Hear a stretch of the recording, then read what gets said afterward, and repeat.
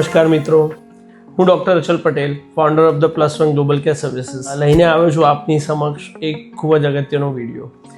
ઘણા બધા વાલીઓ અને વિદ્યાર્થી મિત્રોને ચિંતા હોય છે કે ધોરણ 12 સાયન્સ પછી શું કરીશું, કેટલા ઓપ્શન છે અને ખરેખર એ ઓપ્શન પછી પ્રેક્ટિકલી જ્યારે બાળક બહાર આવે છે ત્યારે ખરેખર શું એટલા કારકિર્દી ઘડવાના ઓપ્શન બી છે. તો આ બધાની જાણકારી માટે આજનો વિડીયો તમારી સમક્ષ લઈને આવી રહ્યો છું. આપ સૌ જાણો છો એ રીતે ધોરણ 12 સાયન્સ વિજ્ઞાન પ્રવાહ પછી બે બ્રાન્ચીસ અલગ પડે છે. એક એ ગ્રુપ છે અને એક બી ગ્રુપ છે. બેઝિકલી એ ગ્રુપ જે મેથ્સવાળા વિદ્યાર્થીઓ છે અને બી ગ્રુપ જે બાયોલોજી સ્ટ્રીમના વિદ્યાર્થી છે. બંને માટે ફંક્શનાલિટીના પાર્ટ અલગ થાય છે.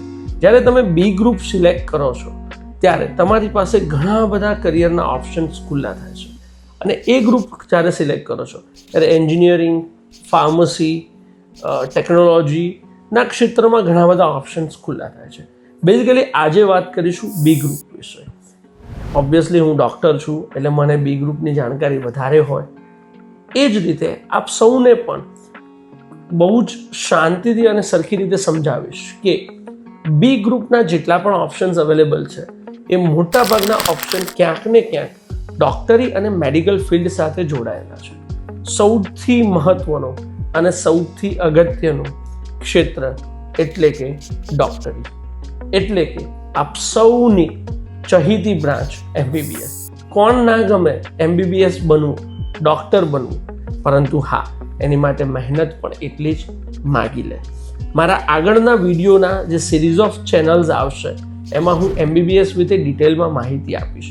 પણ જો શોર્ટમાં કહેવા જાઉં તો MBBS એક એવી બ્રાન્ચ છે જે સૌથી ડિમાન્ડિંગ બ્રાન્ચ છે, સૌથી હાઈ પે સ્કેલ બ્રાન્ચ છે અને સૌથી વધારે સ્કોપ્સ ધરાવતી બ્રાન્ચ છે.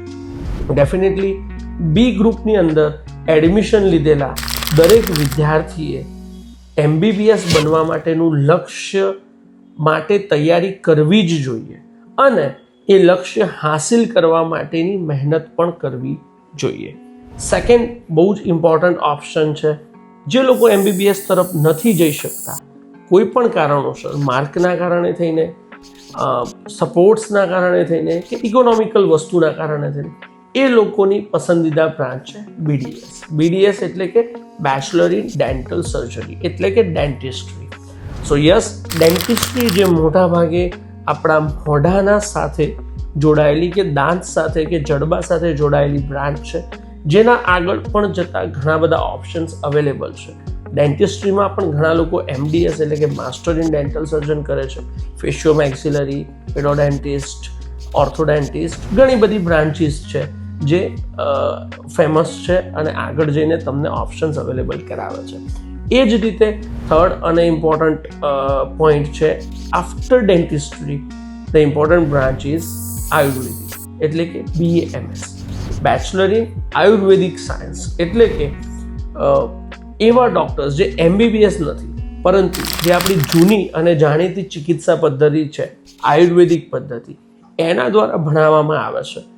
એના જે આપણો જે ગ્રંથ હતો સુશ્રુત સંહિતા, એના આધારે જે ટ્રીટમેન્ટ પેટર્ન તૈયાર કરવામાં આવી છે એ BAMSના ઓપ્શન્સ અવેલેબલ છે. ગુજરાતની અંદર ઘણી બધી બ્રાન્ચ છે, ઘણી બધી કોલેજીસ છે જે BAMSમાં એડમિશન્સ આપે છે. Definitely fees compare to MBBS ઓછી છે અને એની સામે એના ઓપ્શન્સ ઓફ પ્રોગ્રેસ પણ થોડા ઓછા છે.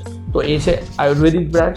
એવી જ સિમિલર બ્રાન્ચ છે હોમિયોપેથિક, એટલે કે BHMS, bachelor in homeopathic medicine and science.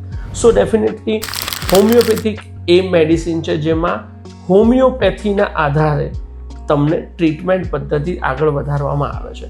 Basically આયુર્વેદિક અને હોમિયોપેથિક બંને અલ્ટરનેટિવ મેડિસિન્સ છે, પરંતુ મોટાભાગના આયુર્વેદિક અને હોમિયોપેથિક ડૉક્ટર્સ અત્યારે બે પ્રકારની પ્રેક્ટિસ રૂટીનલી કરતા હોય છે. એક જેમાં તમે મોટી હોસ્પિટલ્સની અંદર as a medical officer MO તરીકે ડ્યુટી કરી શકો છો અને બીજું તમારું પોતાનું પ્રાઇવેટ જનરલ પ્રેક્ટિસનું ક્લિનિક કરી શકો છો. So those are the two available options for you for Ayurvedic અને હોમિયોપેથી. એના પછી અગેન એક ઓપ્શન્સ છે ફિઝિયોથેરાપી એટલે કે બીપીટી, જેમાં આપણે જાણીએ છીએ સૌ કસરત વિભાગ જે કહીએ છીએ, ફિઝિયોથેરાપિસ્ટ જે હોય છે, જે લોકો મલ્ટિપલ ક્લિનિક્સ કરી શકે છે અને રિહેબિલિટેશનના માધ્યમથી આગળ વધતા હોય છે. મોસ્ટલી એવું સમજાય છે, જણાય છે કે અબ્રોડની અંદર ફિઝિયોથેરાપીમાં બહુ વધારે ચાન્સીસ રહેલા છે, પણ ઇન્ડિયાની અંદર દોઝ ફિઝિયોથેરાપી ચાન્સીસ ક્વાઇટલી ઓછા છે. Then again after that pharmacy would be the next option, જેમાં બીફાર્મ અને એમફાર્મ તમે કરી શકો છો, પોતાનો મેડિકલ સ્ટોર ઓપન કરી શકો છો, એની સાથે સાથે તમે કોઈ જગ્યાએ ફાર્માસિસ્ટ તરીકે જોબ કરી શકો છો. ઘણી બધી રિસર્ચ એન્ડ ફાર્મા કંપનીઝ છે, ત્યાં જોબ કરી શકો છો, MR તરીકે જોબ કરી શકો છો. After that definitely most important branches are the BSc, જેના ઘણા બધા ઓપ્શન્સ છે. બોટનીમાં તમે કરી શકો છો, ફોરેન્સિકમાં તમે કરી શકો છો, એગ્રીકલ્ચરમાં કરી શકો છો. there are lot of options in BSc, in કેમેસ્ટ્રીમાં કરી શકો છો. આ બધા જ option as per your interest available છે. Then after that again veterinary ડૉક્ટર્સની પણ એક સારી એવી બ્રાન્ચ છે. રૂરલ એરિયાઝની અંદર ઘણા બધા ગવર્મેન્ટ ઇન્સ્ટિટ્યૂટ્સ અને ટ્રસ્ટ ઇન્સ્ટિટ્યૂટ વેટરનરી ડૉક્ટર્સને રિક્રુટ કરતા હોય છે, તો એ પણ જરૂરી બ્રાન્ચ અવેલેબલ છે. એની સાથે સાથે હમણાં નેચરોપેથીના ઘણા બધા ઓપ્શન્સ અવેલેબલ થયા છે. જે નેચરોપેથી સેન્ટર્સ છે એની અંદર એમના રિક્રુટમેન્ટ થતા હોય છે. So naturopathy is also a good branch. Also there is a small branch of optometrist અને રેડિયોલોજી ટેકનિશિયન્સ, એવી ઘણી બધી નાની મોટી, ઓલ્સો BSc લેબોરેટરી ટેકનોલોજી, આ બધી બ્રાન્ચીસ પણ અવેલેબલ થઈ રહી છે. એની સાથે સાથે ડેફિનેટલી બાયોટેકનોલોજીનો યુગ છે, એટલે બાયોટેકનોલોજીની પણ ઘણી બધી એવી બીટેક બાયોટેકનોલોજીની ઘણી બધી બ્રાન્ચીસ છે, જેની અંદર તમે જઈ શકો છો અને ઓપોર્ચ્યુનિટી તરફ આગળ વધી શકો છો. તો આજની માહિતી બેઝિકલી બી ગ્રુપના વિદ્યાર્થીઓને સંલગ્ન હતી. So thank you. આવા જ વિડીયોની માહિતી મેળવવા માટે, આવા અલગ અલગ વસ્તુના ઇન્ફોર્મેશન મેળવવા માટે અમારી ચેનલને સબસ્ક્રાઈબ કરો, અમારી સાથે જોડાયેલા રહો, શેર કરો અને બેલ આઇકોન પર પ્રેસ કરો. Thank you. All the best.